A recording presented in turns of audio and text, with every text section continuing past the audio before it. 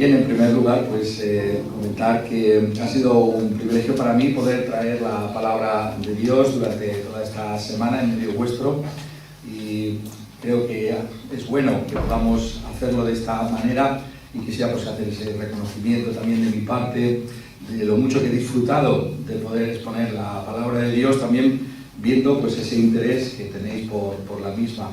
Y resulta curioso, ¿no?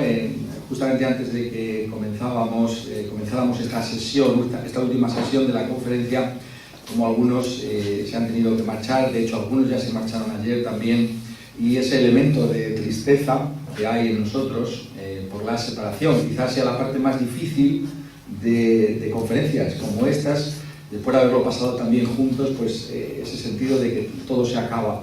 Y justamente el tema que nos ocupa en la sesión de hoy, como el tema que nos ocupó ayer, tiene que ver con ese sentido de que con la venida de nuestro Señor Jesucristo, con su segunda venida, pues no habrá ya más despedidas que hacer. ¿No es algo maravilloso verlo desde ese punto de vista?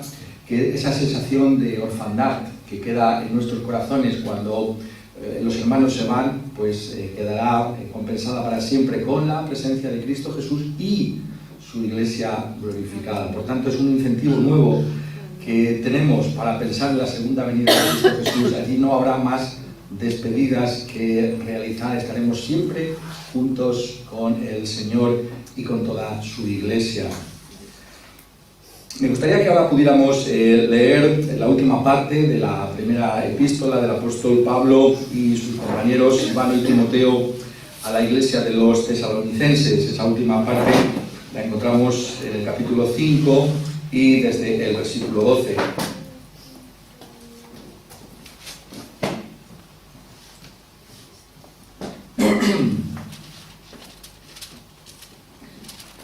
Dice: os rogamos, hermanos, que reconozcáis a los que trabajan entre vosotros y os presiden en el Señor y os amonestan, y que los tengáis en mucha estima y amor por causa de su obra.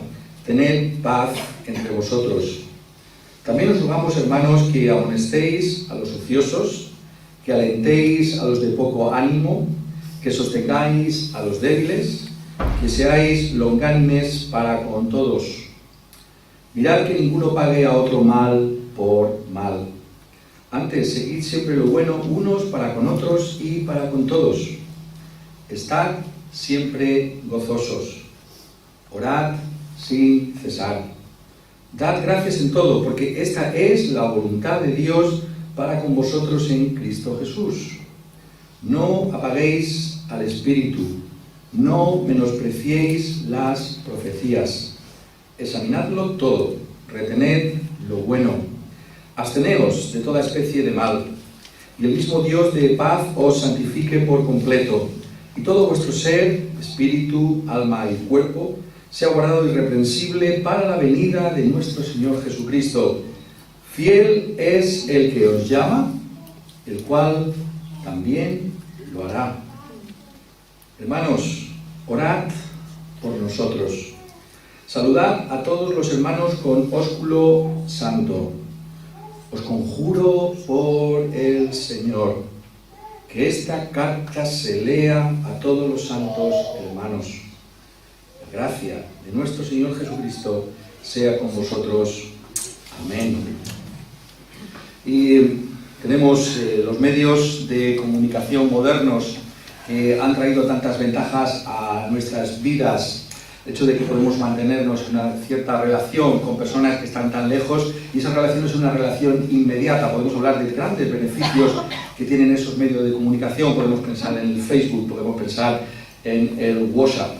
Pero al mismo tiempo, tal es la naturaleza humana caída, que esos medios de comunicación también tienen sus peligros. Toda la tecnología puede ser usada para bien, pero también para mal. Y esa tecnología moderna también puede ser algo que acentúe una tendencia que ya existía antes de esta nueva tecnología en nuestra sociedad, que es una tendencia al individualismo, realmente a que nosotros seamos el fin de todas las cosas y no queramos relacionarnos con nadie, como decía esa canción de Simon y Garfunkel, ¿no? Soy una roca, llama rock. y no quiero ser tocado por nadie, no tengo por qué relacionarme con nadie. Y esa tendencia es una tendencia que por tanto se encuentra también en medio nuestro e incluso se manifiesta en la vida cristiana de muchas personas de una manera creciente, que creen que se puede vivir la vida cristiana sin la Iglesia, que podemos de alguna manera relacionarnos con Cristo y hacerlo como lo hacemos por medio del Facebook o del WhatsApp, podemos hacerlo a distancia, que no es necesario estar con los hermanos, que simplemente podemos vivir si en nuestra casa podemos escuchar un mensaje que esté colgado en el internet y que no es necesario ir a la iglesia. Esa es una realidad que encontramos en medio nuestro de una manera creciente y es un peligro sobre el que tenemos que avisar. Y en ese sentido vemos como la Escritura siempre es relevante para nosotros, porque un pasaje como este justamente se está dirigiendo a algo así como esto. Dejadme que lo ponga de esta manera. Pablo aquí, en esta última parte de la epístola, sigue hablándonos de la esperanza cristiana. El tema final de la epístola es la esperanza cristiana. Estamos hablando de que agradamos a Dios también por medio de la esperanza. Una vida que agrada a Dios es una vida que se vive en esperanza y lo que está aquí enseñando al final de la epístola es la orientación de esa vida que agrada a Dios. Y esa orientación, según esta última parte de la epístola, es una orientación comunitaria, en iglesia. La esperanza, fundamentalmente, según Pablo y sus compañeros, se vive en la iglesia. No se puede honrar a Dios sin la iglesia. No se puede tener esta esperanza sin la iglesia. Eso es lo que está aquí enseñando. Estábamos hablando ayer de que podemos ser deficientes en cuanto a la esperanza. El apóstol sigue tratando ese tema, la deficiencia que puede haber en nosotros en cuanto a la esperanza si no vivimos la vida cristiana como iglesia. Y por tanto creo que es un tema fundamental también en nuestros días. Si queremos abundar en esperanza, tenemos que hacerlo como iglesia.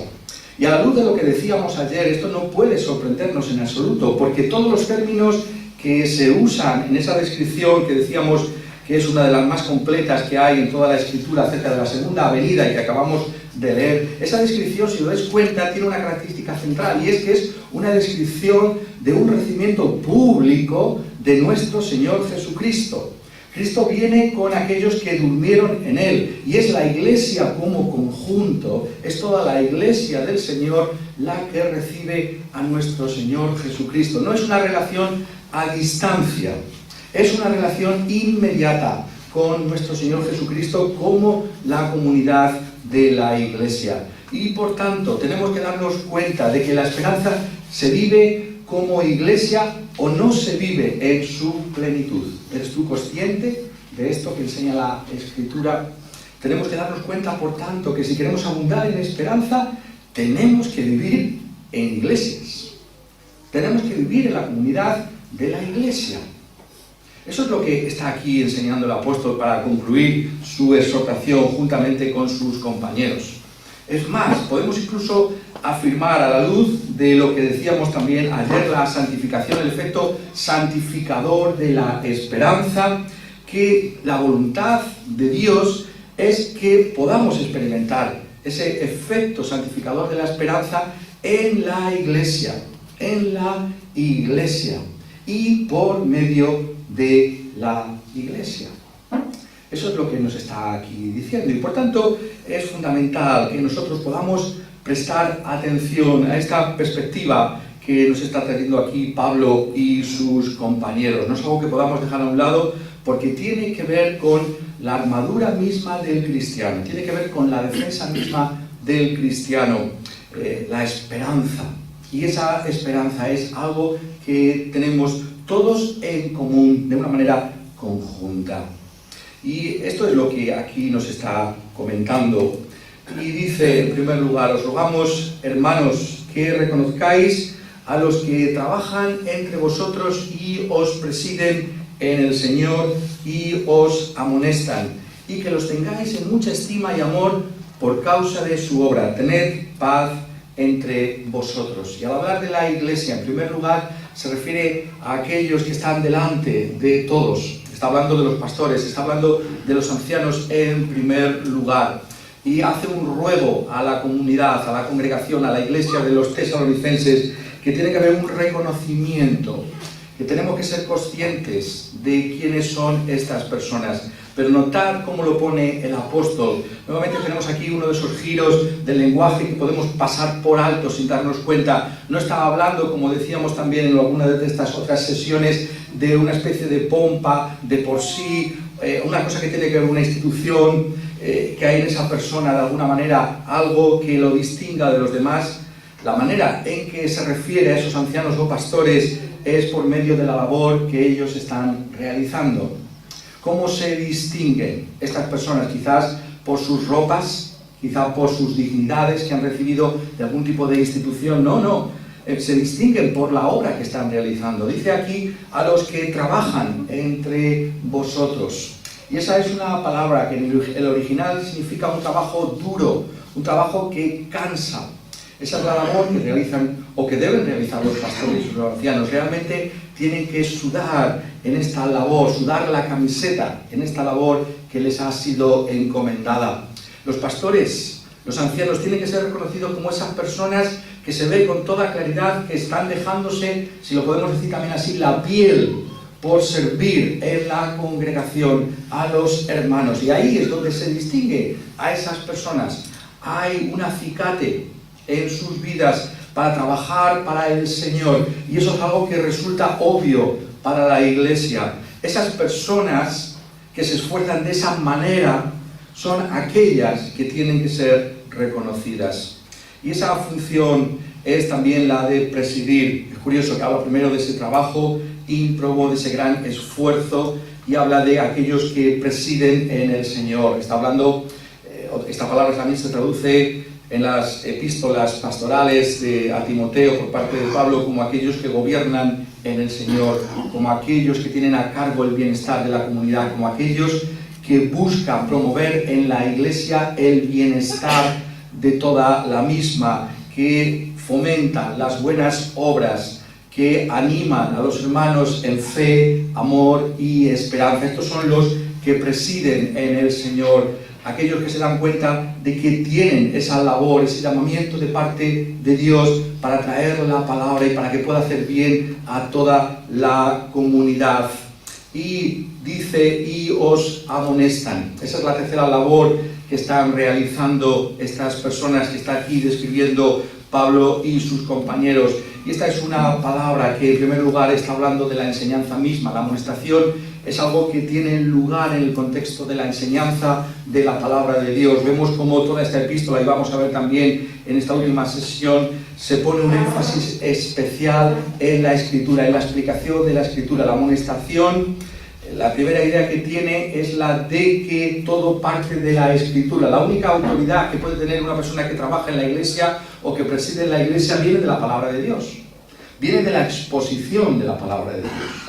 No puede haber ningún tipo de corrección, no puede haber ningún tipo de aviso que traigan estas personas que trabajan y que presiden que no encuentre su base en la palabra de Dios. Y ese es un principio fundamental también para nosotros. Nosotros nos sentimos orgullosos de la Reforma Protestante del siglo XVI. ¿Y por qué? Porque el gran lema de la Reforma Protestante fue sola Escritura. Nuestra conciencia solamente puede quedar cautiva por la palabra de Dios. Todos aquellos que trabajan entre nosotros, todos aquellos que nos presiden en el Señor, tienen que traernos la palabra de Dios, porque solo la palabra de Dios puede llevarnos a conocer a Dios, a ser salvos en la persona del Señor Jesucristo y agradar al Señor Jesucristo con fe, con amor y con esperanza. Te lo tienen que probar, lo pongo de esta otra manera, desde la Escritura. Cualquier exhortación tiene que partir de la palabra de Dios. Y esto es lo que en primer lugar se está enfatizando aquí por medio de esta palabra de la amonestación.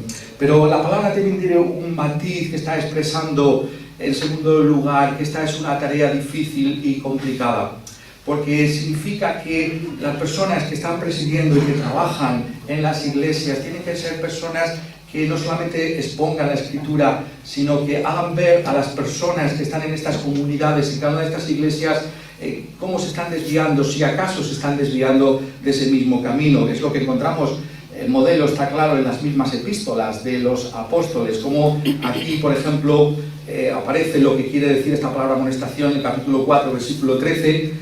No queremos, hermanos, que os ignoréis acerca de los que duermen, para que no os entristezcáis como los otros que no tienen esperanza.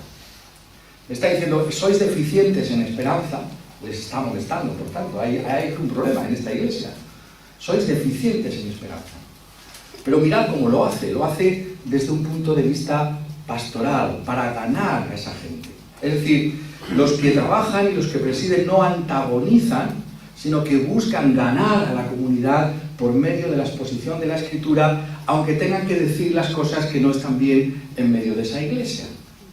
Y es por tanto algo que Dios da y debe dar a los pastores y a los ancianos, el poder corregir sin perder a las personas a las que estamos buscando alcanzar con la palabra de Dios. Esa es la idea de la amonestación. La idea es que podamos llevar con nosotros a la gente. La idea no es simplemente decir, bueno, pues esto es lo correcto, esto es lo adecuado, y perdemos a la gente. No, es llevarla con nosotros, que puedan darse cuenta de que estas cosas son buenas para ellos y que tienen que aceptar lo que se está diciendo desde la Escritura. Eso es algo que viene de parte de Dios. Y es lo que tenemos que pedir para nuestros pastores y para nuestros ancianos, que puedan llevar consigo a la iglesia, a la comunidad, que puedan realmente mostrarles la necesidad que hay. Eso es algo que solamente puede dar Dios, que lo podamos hacer de esta manera. Y es precisamente a la luz de esto que la exhortación, esa amonestación nuevamente aquí que trae el apóstol a los tesalonicenses, que los tengáis en mucha estima y amor por causa de su obra. Las personas que trabajan de esta manera pues tienen que ser estimadas por las congregaciones. Esto es algo fundamental también en medio nuestro, que podamos valorar la labor pastoral, la labor que realizan los ancianos en las congregaciones, que podamos mostrarles amor por causa de la obra que están realizando, que podamos tener esa paz, ese consenso, esa armonía en la misma iglesia. Ese es el deseo y esa es la exhortación que trae el apóstol para con los tesalonicenses. Y tenemos que aprender también nosotros en ese área. Tenemos que darnos cuenta de la responsabilidad que tienen los pastores y ancianos como aquellos que han de dar cuenta del rebaño y que por tanto puedan tener el aliento y el apoyo de aquellos a los que, en medio de los cuales están trabajando, están presidiendo y están trayendo la palabra de Dios. Tenemos esa visión de estas personas que están en medio nuestro, en esa posición, o hacemos su tarea aún más difícil. La Escritura nos dice que más bien tenemos que valorar, que ellos puedan sentir que estamos a su lado y que por tanto es algo que les incentive a seguir con esa labor con mayor ahínco si es posible. Pero también, y en segundo lugar, está hablando a la comunidad en general, aunque lo que se dice en el versículo 14 obviamente también se está refiriendo a la labor pastoral y de los ancianos. Aquí el apóstol está ampliando mucho más y está mostrando que todos y cada uno de nosotros, si somos cristianos, tenemos una responsabilidad para con los otros. Hay un ministerio que realizamos los unos para con los otros igualmente. Dice en el versículo 14 en adelante: también os rogamos, hermanos, que amonestéis a los ociosos, que alentéis a los de poco ánimo, que sostengáis a los débiles, que seáis longánimes para con todos.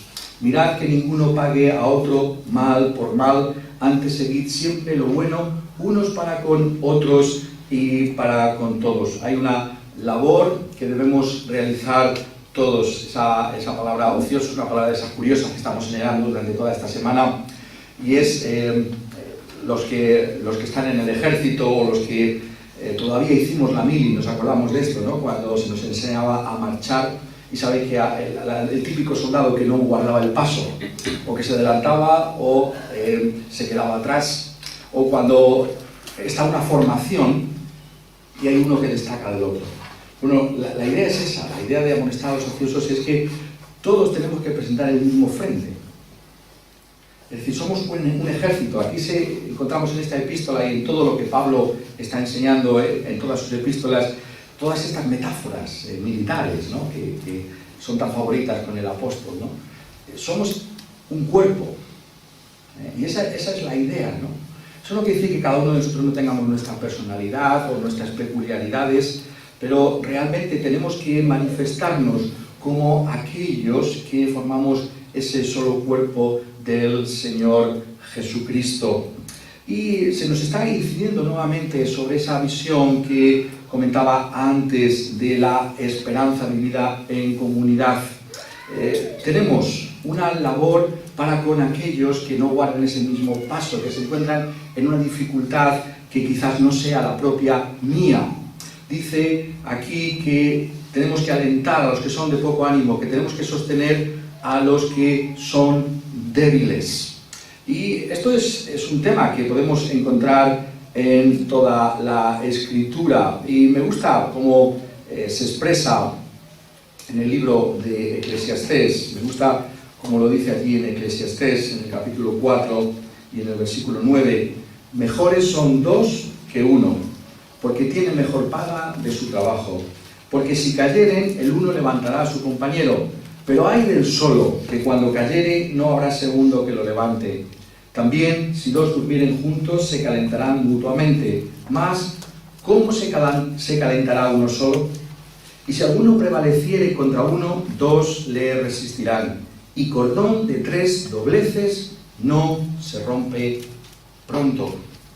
Entonces, es la idea que está en toda la Escritura, de que tenemos que sostenernos los unos a los otros. Es nuevamente lo que estamos diciendo. Si tú eres ese cristiano que piensas que no necesitas a los hermanos, porque hay muchas dificultades en las iglesias y no aguantas a los hermanos, pero cuando tú, o es que acaso tú no vas a encontrar alguna dificultad en tu vida, cuando tú te encuentres solo, ¿quién te va a sostener a ti?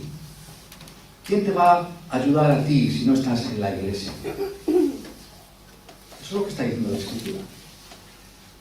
Necesitamos, por tanto, vivir en comunidad, porque todos y cada uno de nosotros podemos atravesar tiempos de desánimo, tiempos en los que experimentemos nuestras propias debilidades. Ahora quizá podamos sentirnos fuertes y vigorosos, pero habrá momentos en nuestra vida en que necesitemos la presencia del hermano a nuestro lado. Y si no estamos en la iglesia, ¿quién nos levantará? ¿Quién nos auxiliará? Y esa es la labor que nosotros tenemos que realizar también. Tenemos que tener esa conciencia de que nosotros estamos aquí para animar a aquellos que se encuentran en una mayor dificultad. Los cristianos no estamos todos en ese mismo nivel, si lo puedo expresar de esa manera, y necesitamos que nos animen y que nos exhorten y que nos consuelen y que nos sostengan en el camino del Señor, en esa, como dice aquí el apóstol, recordáis, en esa constancia de la esperanza que caracteriza a la iglesia del Señor Jesucristo.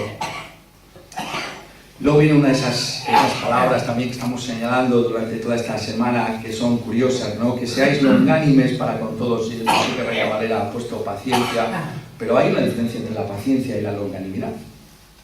Y es interesante notarlo. Puede parecer lo mismo, pero no lo es. La longanimidad se anuncia de la Escritura de Dios mismo. Dios es longánime.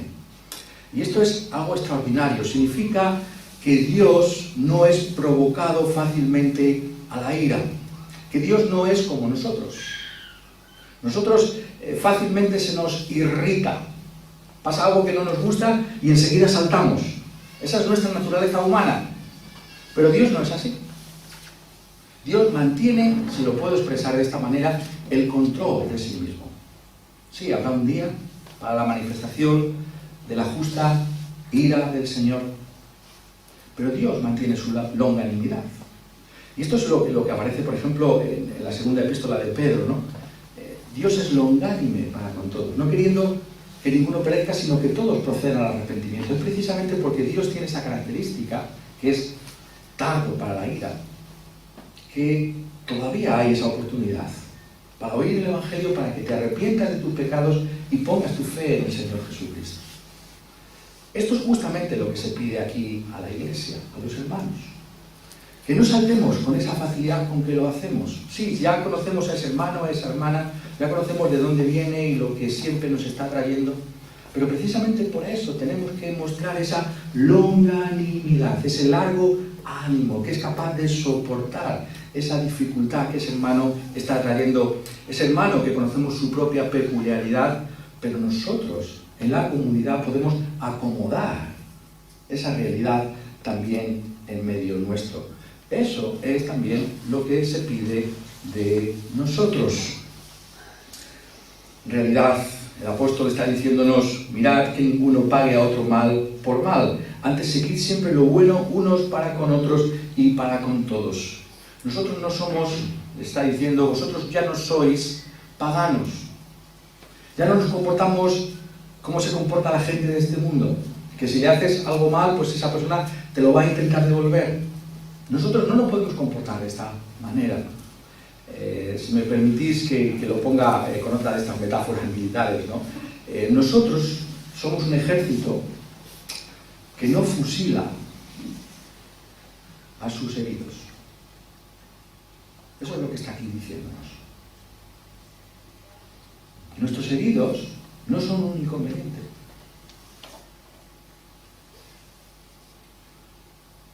Forman parte de la Iglesia y tenemos que tener cuidado de ellos. Una evidencia de esa obra de Dios, yo me gusta muchas veces comentar esto en mi propia iglesia local, es la variedad de personas y de trasfondos que tenemos en medio nuestro. Eso muestra la obra de Dios. Es decir, si las personas que están en la iglesia son todas de una misma tendencia o simplemente de alguna capa de la sociedad, podemos decir, bueno, ¿y esto? ¿Acaso no son así los clubs humanos?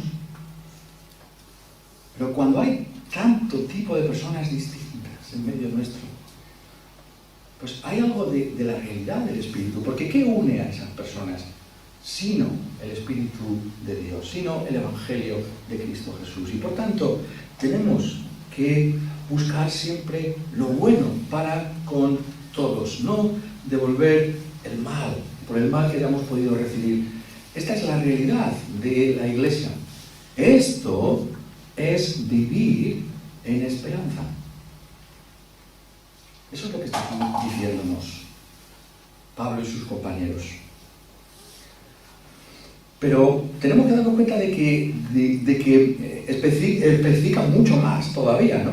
A partir del versículo 16 y en adelante hasta el versículo 23, la imagen que se nos está trayendo aquí por parte de Pablo es la imagen de lo que nosotros llamaríamos hoy en día el culto. La imagen es de la reunión de la iglesia. Y está diciéndonos, por tanto, que si nosotros queremos desarrollar la esperanza en medio nuestro, tenemos que prestar atención también a la reunión congregacional. Eso es importante aquí. Los verbos que está usando aquí están en plural y están mostrando a la comunidad congregada. Están mostrando lo que hace la iglesia cuando está junta, que es fundamentalmente lo que hace, pues da lo que llamamos nosotros ese culto a Dios. De alguna manera, los versículos 16, 17 y 18 es lo que llamaríamos el salterio. Ese es el libro de los Salmos. ¿Qué encontramos en los Salmos? Pues encontramos el gozo, encontramos la oración, encontramos la acción de gracias. Y está expresando esto que tiene que darse en la iglesia. Y está recordando algo fundamental que sabéis que ha estado presente a lo largo y a lo ancho de toda la epístola, el tema del gozo. Y dice, estar siempre gozosos. Es decir, nos está recordando nuevamente lo que ya dijo en el capítulo 1 y en el versículo 6. Vosotros vinisteis a ser imitadores de nosotros y del Señor, recibiendo la palabra en medio de gran tribulación, con gozo del Espíritu Santo. Y está diciéndonos, por tanto, que la iglesia tiene que mantener ese gozo independientemente de sus circunstancias. Estas gentes estaban atravesando tribulaciones, persecución por parte de los suyos, de su propia nación. Aún así mantienen el gozo. ¿Por qué? Porque el gozo, hemos dicho ya, no depende de las circunstancias externas, sino del hecho de que yo ya soy salvo en el Señor Jesucristo.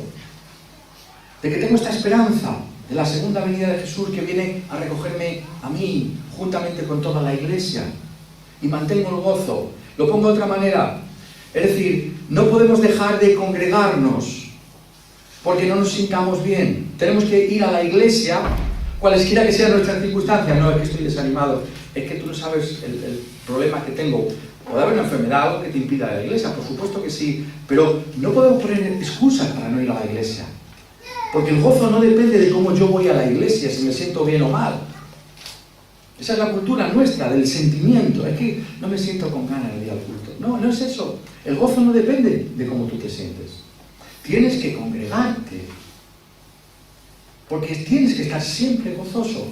Porque el gozo depende del Señor, de lo que el Señor ha hecho por ti. Y nadie te puede quitar. Orad sin cesar. Es algo fundamental en la vida de la iglesia, la oración. No se puede cesar, dejar de orar, de clamar. La iglesia tiene que ser esa casa de oración para todas las naciones. En la oración realmente estamos expresando lo que significa la misma salvación, porque orar es reconocer que todo depende de Dios, que nada depende de mí, sino solamente de Él. Y cuando dice orar sin cesar, estamos mostrando ese crecimiento en la gracia, que consiste en depender cada vez menos de nosotros mismos y más de Dios, tener menos confianza en nosotros mismos y más en Dios. Si no oramos, lo que estamos diciendo, si somos negligentes con la vida de oración de la iglesia, lo que estamos diciendo es que no necesitamos al Señor.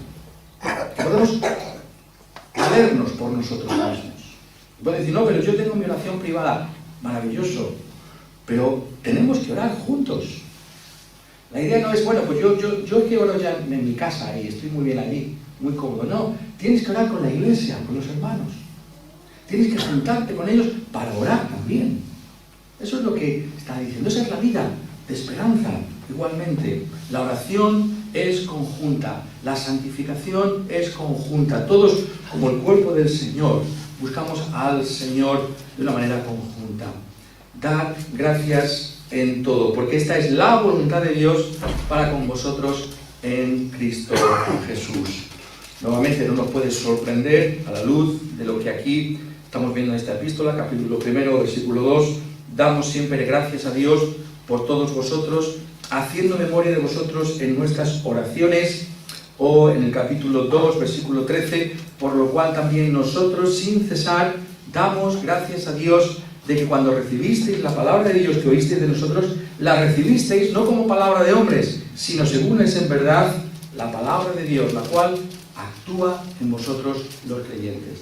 Pablo es un hombre que se caracteriza por dar gracias, por muchas cosas, por los hermanos, por el efecto de la palabra de Dios. Y él quiere ser imitado en esto también. Tenemos que dar gracias, cualesquiera que sean nuestras circunstancias, en medio de las mismas, por todas las cosas buenas que recibimos de parte de Dios, en medio incluso de la tribulación y la dificultad. Siempre hay un motivo para dar gracias al Señor. No es esto en sí mismo un ejercicio que nos hace bien cuando tenemos muchas dificultades.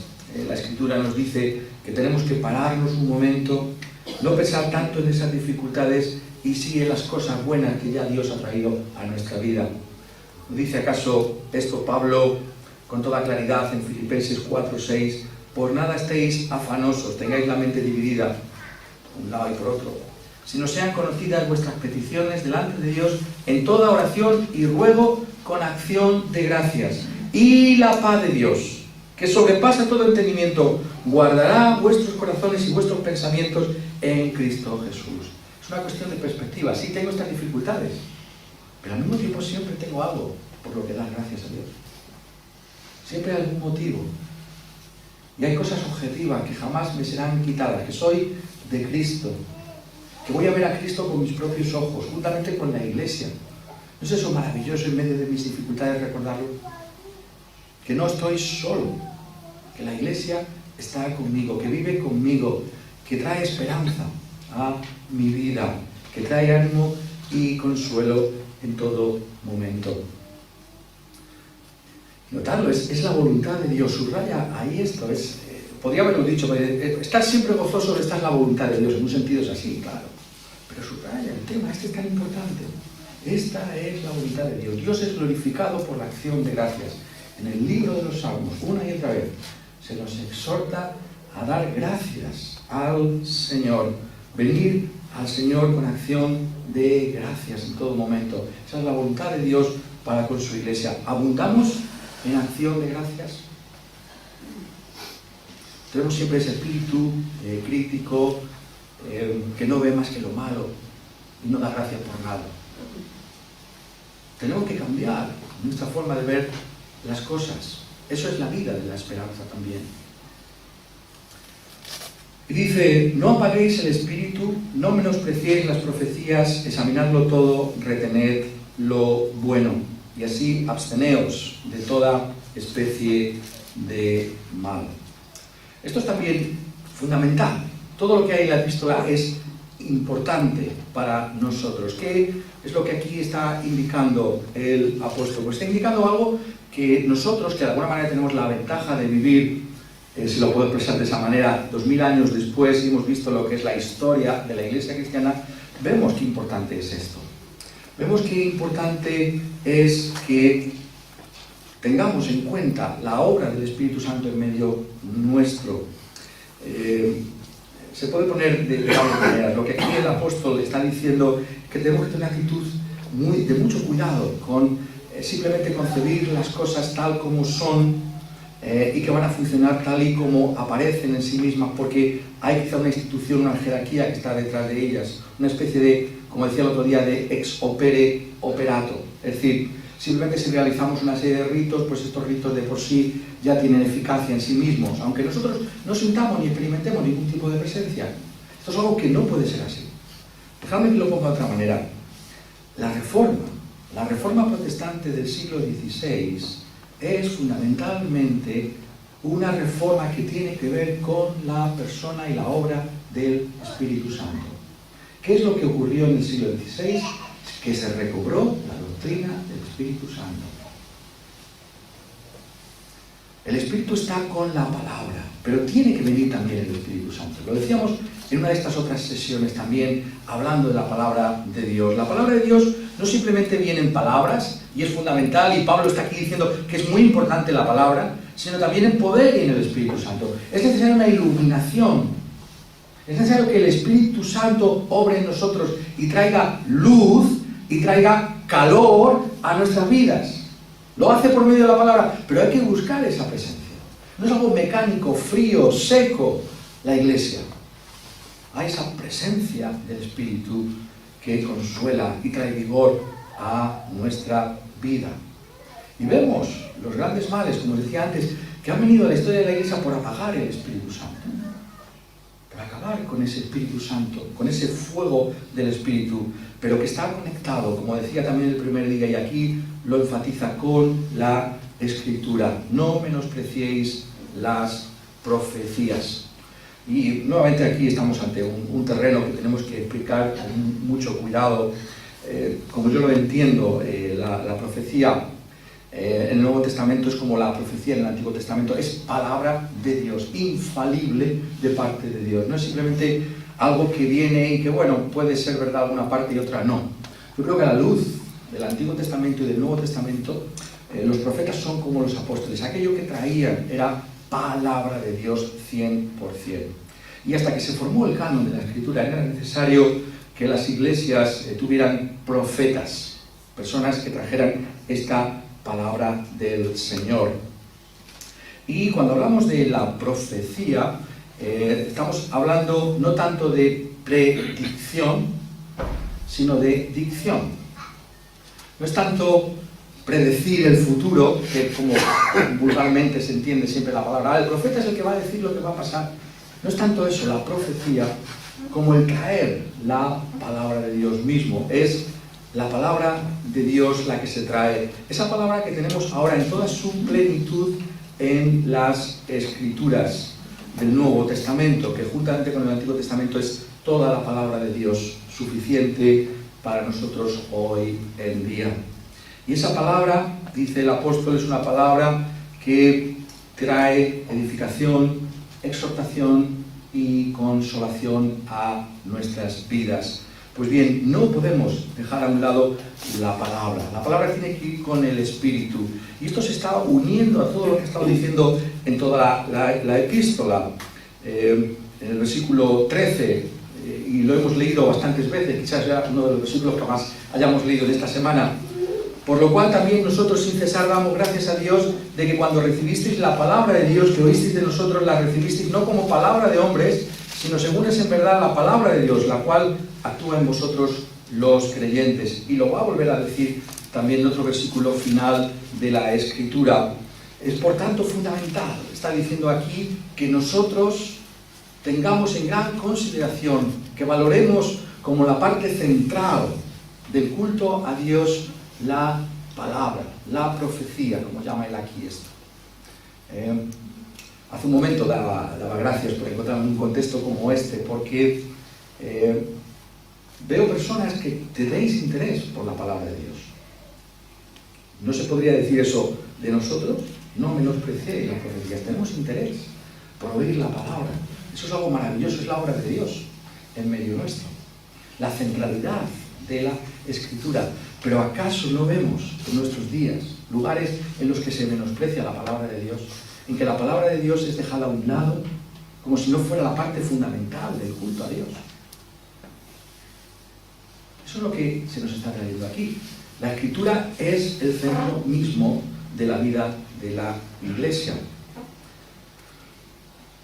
Esto es importante y esta es la posición. Ahora bien, en este contexto quisiera mencionar algo que algunos de vosotros sabéis y que en un sentido hace que podamos aplicar de otra manera también este texto a nosotros, pues siguiendo la indicación de Calvino y de los puritanos, incluso de Matthew Henry, ¿no? Si leéis el comentario, por ejemplo, de Matthew Henry sobre estas palabras, es muy interesante, porque Calvino y los puritanos entendían también que nosotros podríamos entender la palabra profecía en el sentido de predicación, de la predicación de la palabra de Dios. Eso sería también muy curioso, y es curioso que lo podamos ver así, porque lo que estamos diciendo no es que el predicador sea infalible, pero estamos diciendo que el predicador que trae la palabra de Dios la está trayendo con ese mismo propósito que leíamos antes, de exhortar, de consolar y de animar a la Iglesia, de edificarla en el camino de Dios. En ese sentido, podemos darnos cuenta de que podría haber esa aplicación, por poner otra analogía a lo que decía el otro día, de que lo que nosotros hoy llamamos la iluminación, Pablo llama también en algunos contextos la revelación, pero nosotros hemos restringido esa palabra correctamente a lo que es la Biblia misma y usamos otra palabra. Pero conociendo y haciendo esa salvedad, podemos también mirarlo desde ese punto de vista y podemos decir qué importancia tiene la predicación en medio de nosotros. Cuán importante es la predicación de la palabra de Dios. Que esta palabra infalible, que esta profecía infalible pueda ser llevada a nuestro corazón, a nuestra mente, a nuestra conciencia por los predicadores para hacernos bien. Vuelvo a reiterar, el predicador no es infalible, pero podríamos hacer una aplicación siguiendo, como digo, a Calvino y a los puritanos en ese sentido. No menospreciemos, tengamos en alta estima también la predicación de la palabra de Dios, porque es fundamental. Dios nos habla por medio de sus siervos. Y dice, examinadlo todo, retened lo bueno. A la luz de lo que he dicho en el versículo anterior, creo que lo que aquí se está refiriendo es al hecho de que de todos los profetas que había antes de que la Escritura estuviera completa, podría haber profetas que no fueran profetas del Señor. Esto parece indicarse incluso en la segunda epístola del apóstol Pablo a los tesalonicenses, cuando dice en el capítulo 2, versículo 2, que no os dejéis mover fácilmente de vuestro modo de pensar, ni os conturbéis ni por espíritu, ni por palabra, ni por carta, como si fuera nuestra, en el sentido de que el día del Señor está cerca. Está hablando en ese sentido también. Tenéis que examinarlo todo y retener aquello que es bueno. ¿Cómo sabemos lo que está bien y lo que está mal? Lo que es bueno y lo que no es bueno. Según la analogía de la Escritura, es comparando lo que se nos dice con lo que ya está escrito. Eso es lo que está diciendo ahí Pablo también en 2 Tesalonicenses. Bueno, vosotros ya habéis recibido una enseñanza. Si viene un profeta que dice que habla de parte de Dios, pues lo que os esté diciendo, compararlo con lo que ya vosotros sabéis que de seguro es de Dios. Y ver si está de acuerdo o no. Y entonces rechazarlo. Si no está de acuerdo con lo que ya sabéis que ciertamente es palabra de Dios. Es lo que llamamos hoy en día también la analogía de la fe. ¿Es esto algo conforme al tenor general de todo lo que enseña la Escritura? Es así como entendemos y aprendemos la palabra de Dios. Y haciendo ese examen podemos retener aquello que está bien. Y de esa manera podemos abstenernos de toda especie de mal. Es por medio de la Escritura, por medio de la obra del Espíritu Santo, que se nos da ese discernimiento que necesitamos para evitar el mal.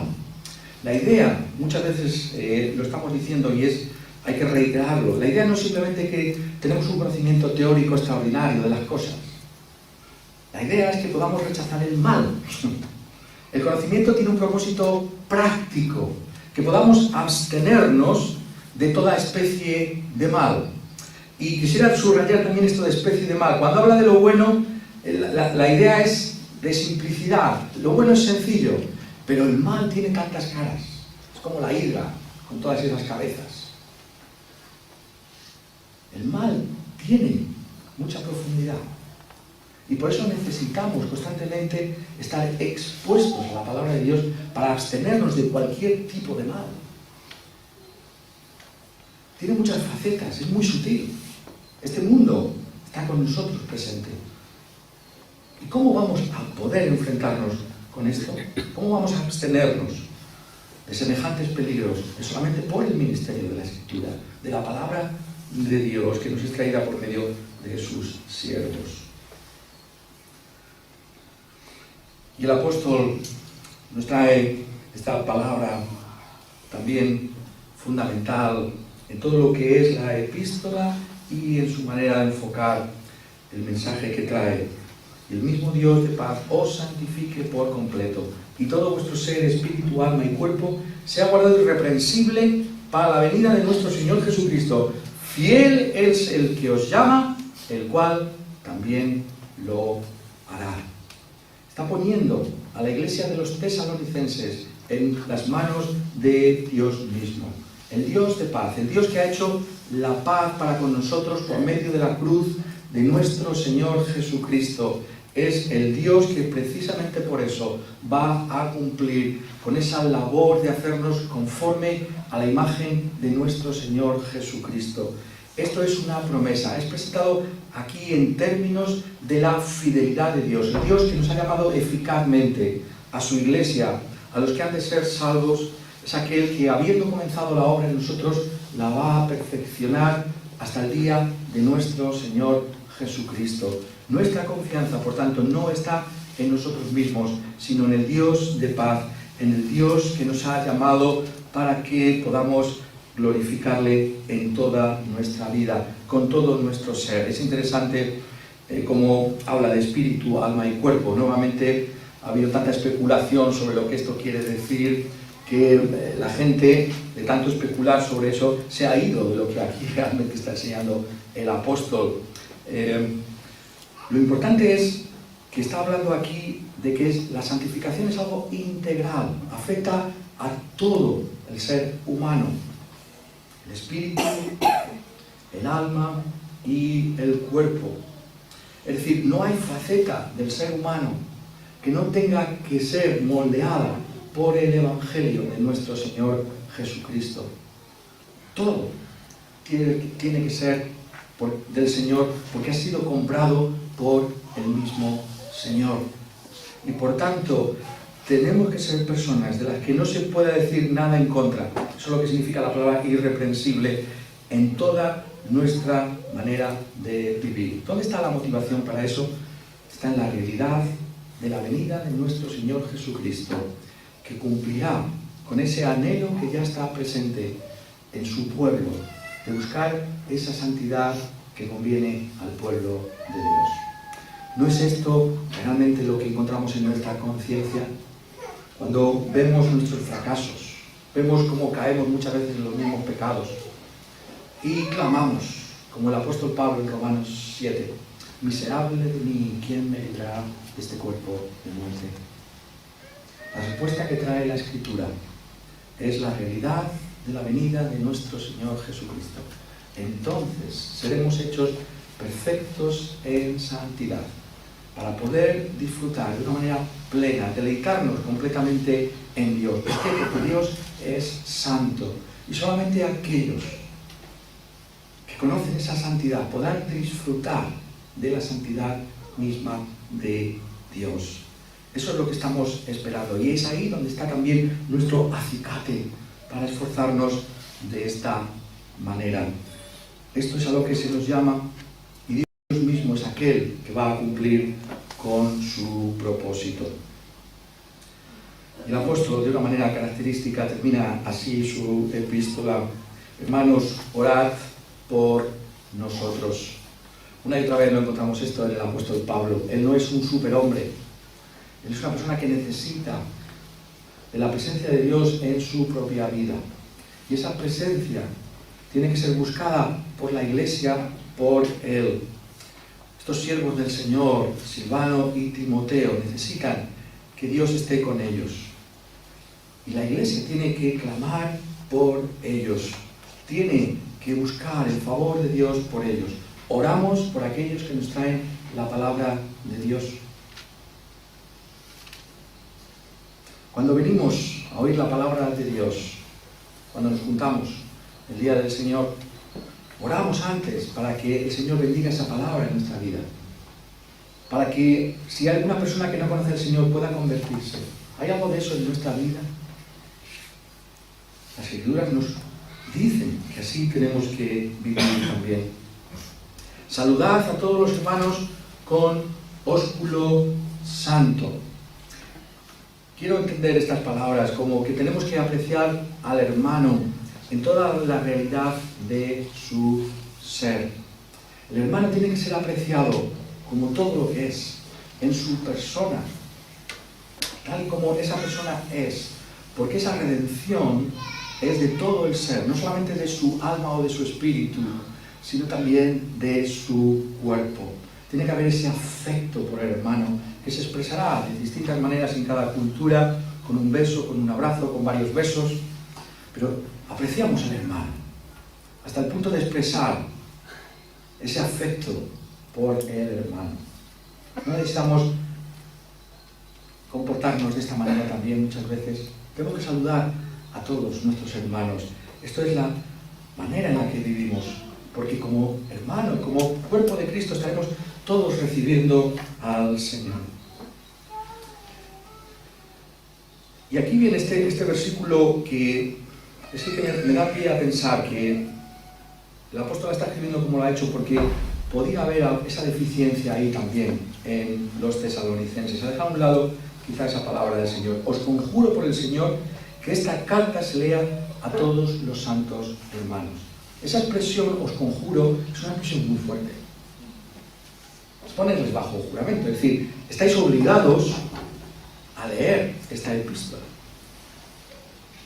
Estáis obligados a hacer que esta enseñanza llegue a todos.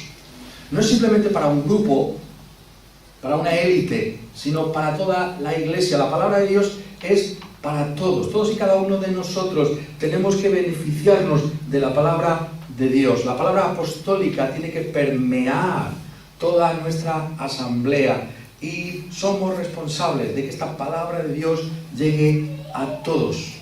No es un gran privilegio tener la Escritura, no es esa la gloria también de nuestra posición como iglesias reformadas, que creemos que la palabra tiene que llegar a todos, que la centralidad está en la Escritura.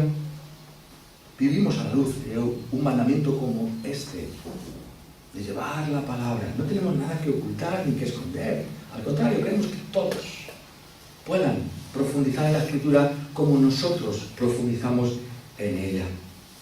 La gracia de nuestro Señor Jesucristo sea con vosotros.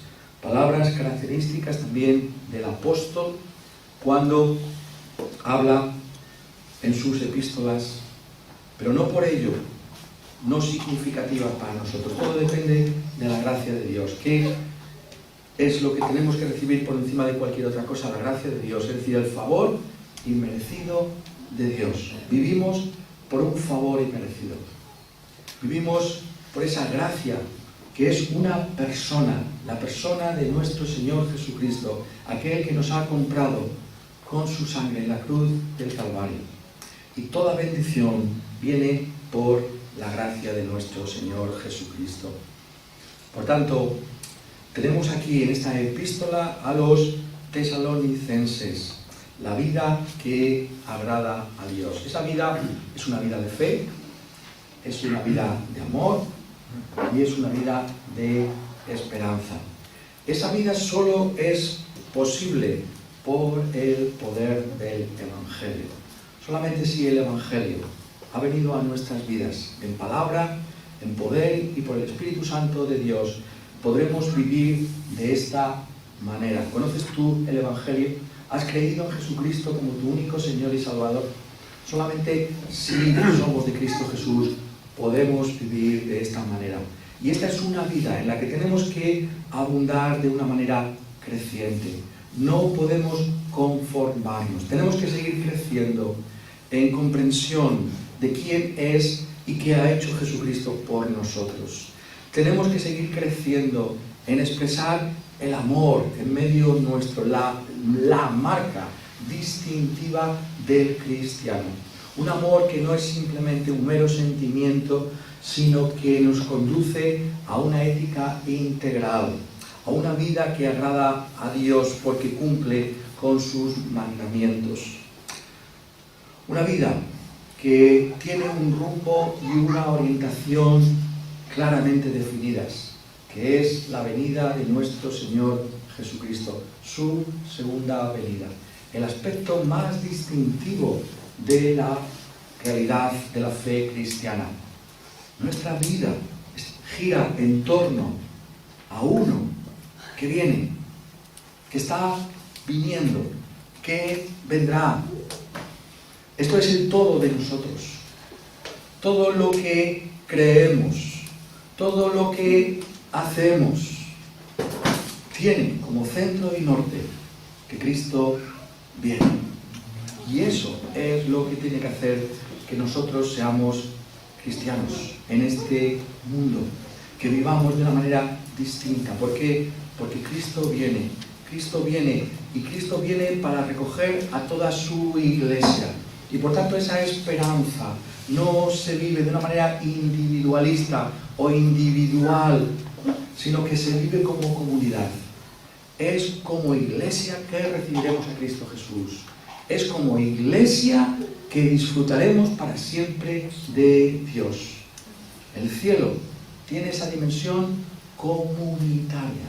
Siempre será así. Conoceremos al Señor personalmente y crecientemente, pero le conoceremos como iglesia glorificada, como la esposa del Cordero.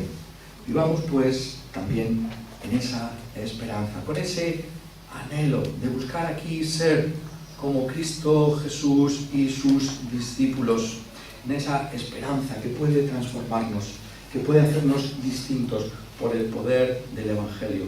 Y por eso nosotros, con la iglesia de todos los tiempos, levantamos esa oración que todavía no ha sido contestada, pero que es la oración creciente y constante de la iglesia de Cristo Jesús. Oh, ven, Señor, ven pronto, ven. Amén. Así sea. Amén. Amén.